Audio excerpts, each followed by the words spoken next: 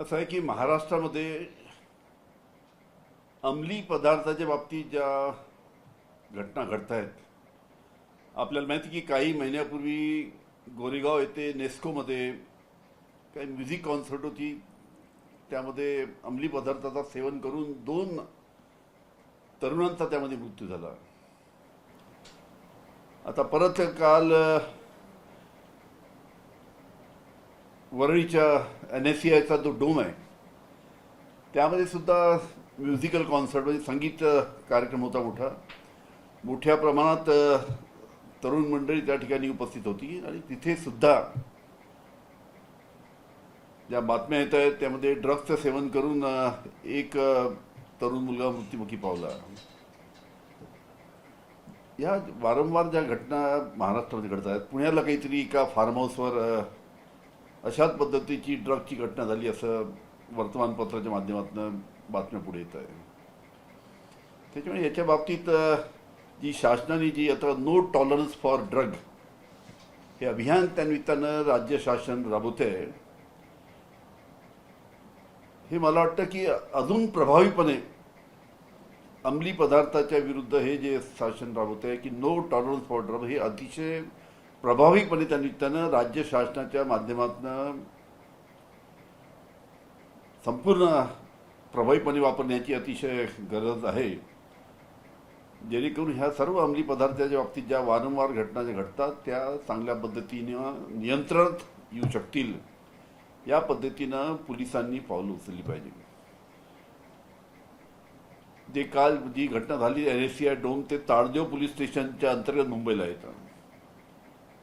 जी माहिती आमच्याकडे आली आहे की ताडदेव पोलीस स्टेशननी परवानगी नाकारली याला. जी NSCI डोममध्ये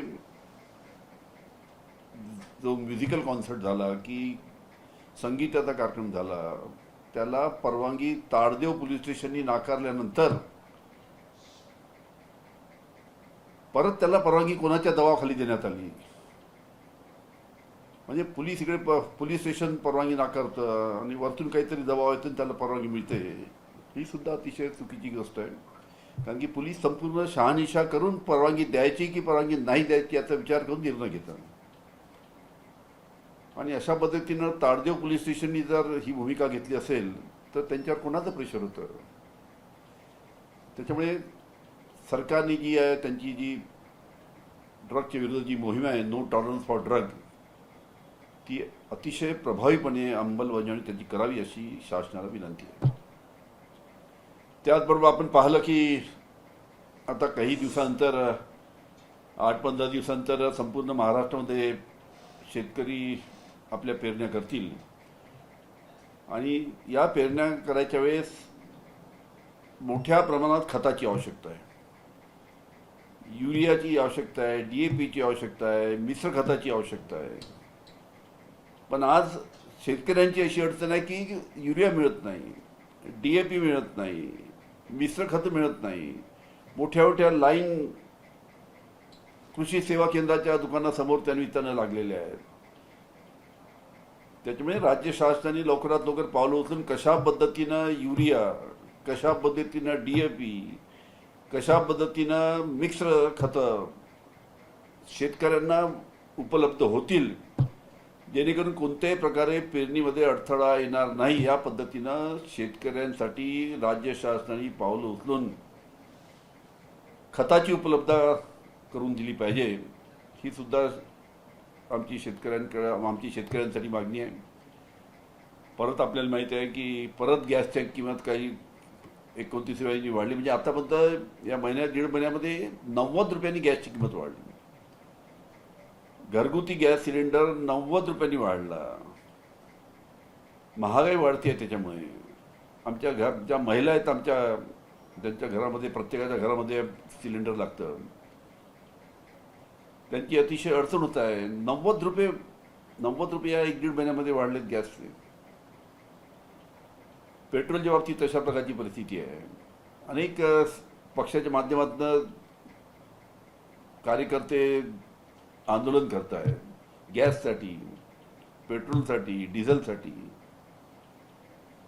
या बाबतीतही राज्य शासनाने लवकरात लवकर पावलं उचलून कशा पद्धतीनं डिझेल आणि पेट्रोलच्या किंमती कमी येतील, कशा पद्धतीनं गॅसच्या किमती कमी येतील, यासाठी योग्य पावलं राज्य शासनाने उचलायला पाहिजे.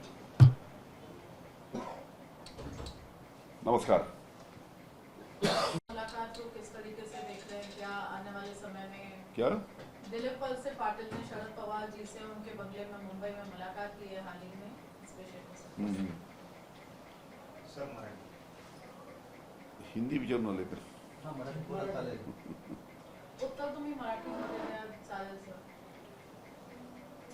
असं आहे की अनेक संस्थेमध्ये ज्याचे अध्यक्ष शरद पवार साहेब आहेत, त्या संस्थेमध्ये सदस्य म्हणून दिलीप वळसे पाटील सुद्धा अनेक संस्थेमध्ये आहेत. त्याच्यामुळे त्या संस्थेच्या कामासाठी किंवा त्या संस्थेच्या कामकाजाबद्दल चर्चा करण्यासाठी दिलीप वळसे पाटील त्यांना भेटत राहतात. त्याच्यामध्ये वावगं असं काही नाही आहे. सर, शेतकऱ्यांबद्दल तुम्ही बोलले आहे की खताचा पुरवठा पूर्णपणे होत नाही आहे आणि प्रामुख्याने जो युरिया फॉस्फेट आहे, युरिया आणि DAP आणि येत आहे. शासन म्हणतोय की लिंकिंग हे नका, परंतु कंपन्या लिंकिंग लावून खरं देतात की काय सांगा? कंपन्या लिंकिंग केल्याशिवाय शेतकऱ्यांना खतं देत नाही.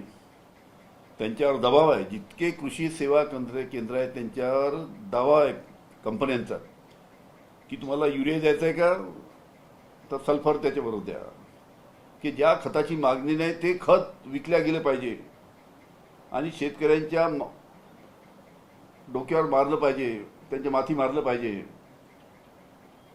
याच्यासाठी मोठ्या प्रमाणात महाराष्ट्रामध्ये लिंकिंग होते आहे. राज्य शासनाच्या माध्यमातून वारंवार सांगण्यात येतं की आम्ही महाराष्ट्रामध्ये कुठेही लिंकिंग होऊ देणार नाही, पण ज्या खताची मागणी नाही आहे ते खतं मोठ्या प्रमाणात युरिया DAP याच्याबरोबर मोठ्या प्रमाणात शेतकऱ्यांना घ्यावं लागतं आणि त्याच्यामुळे सुद्धा मोठ्या प्रमाणात शेतकऱ्याची अडचण झाली आहे.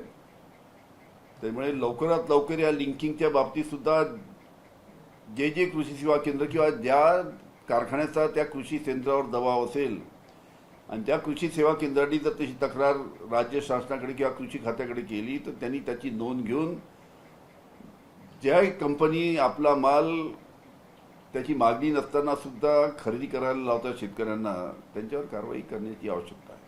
सर, अभी हाल ही के दिनों में देखा जाए तो अजीत पवार गुट के काफी सारे नेताओं ने शरद पवार जी से मुलाकात की है.